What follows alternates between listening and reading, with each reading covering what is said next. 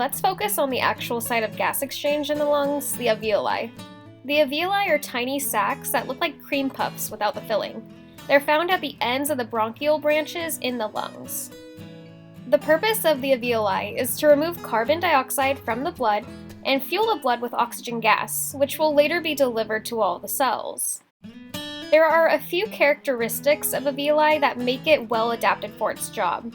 Because of its lumpy, puffy shape, for example, it has a lot of surface area, which allows more gas exchange to happen.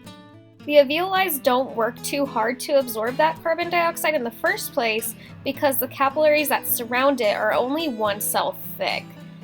This, paired with the fact that the alveoli are also pretty thin, helps with diffusion.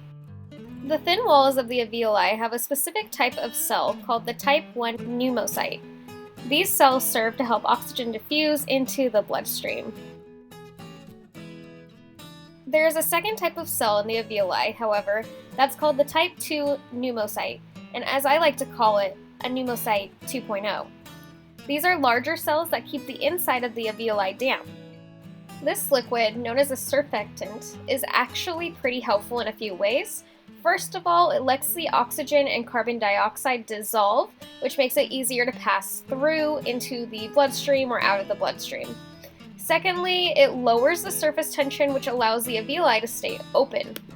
When an infant has respiratory distress syndrome, which is common in premature babies, there is not enough surfactant to keep the lungs open since the lungs are not fully developed yet.